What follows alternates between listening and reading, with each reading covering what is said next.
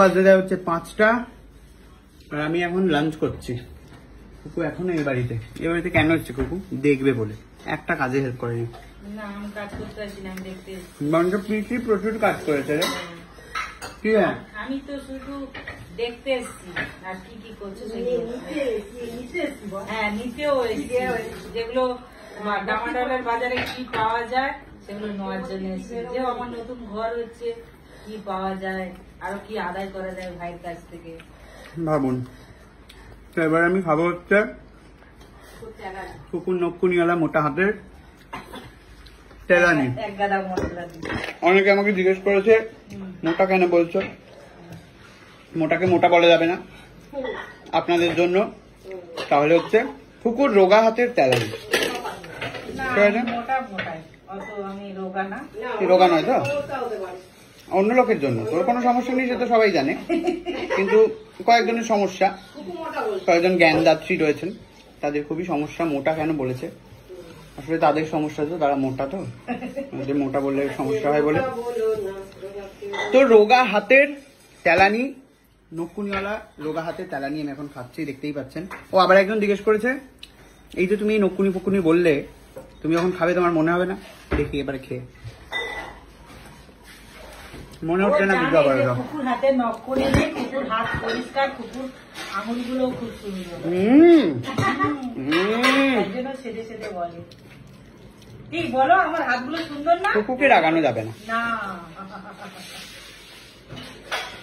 জনতা রেগে যায়, কিন্তু কুকুর রাখবে না। আমি খাবো না। যাই হোক, এই হলো ব্যাপার।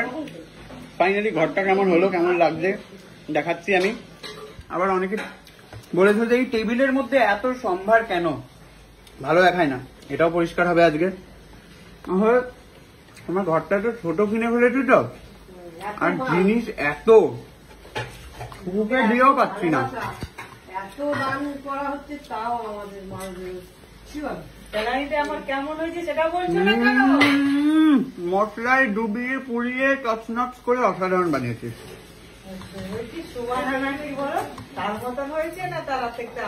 সুবানা? না না, সুহানা তো ওর মতো রান্না করবে, তুই তো ওর মতো রান্না করবি। তো এমনি বল, রান্না কখনো তুলনা হয়?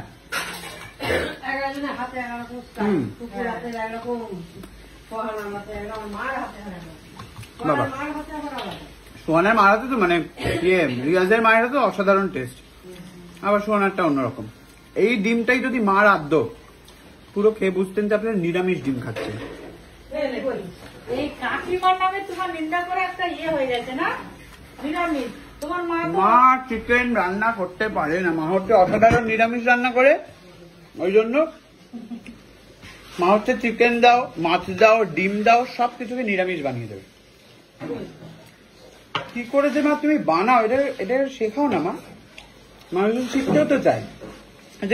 যেমন ধরো শিবা ভেজ খায়, ওকে বেশ একটুখানি চিকেন খাওয়াতে হবে, বেশ ও ভাববে যে নিরামিষ খাচ্ছি আমি, খেয়ে নিল। শেখাও না মা।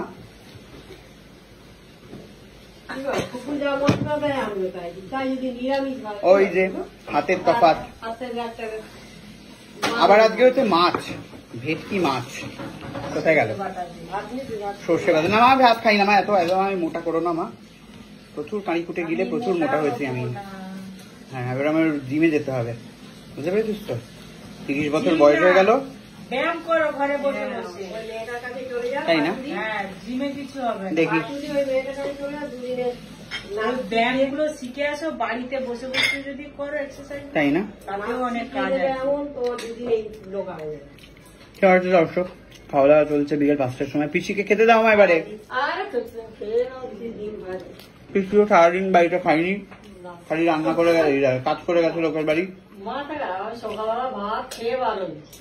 তবে দুপুরে তো কিছু খাওনি তাহলে? পিসির জন্য কি রান্না হচ্ছে এখানে? ডিম ভাজা, ডাল, আর কি? মাছ খাবে পিসি? খাবে মাছ? তাহলে গেল পিসি মাছ খাবে? হাফ খাই, হাফ নাও। হ্যাঁ নাও। ব্রাহ্মণে রেখে খেলে দেখ এরকম কথা নেই। মা ঠিক এটা নাও, পিসি নাও।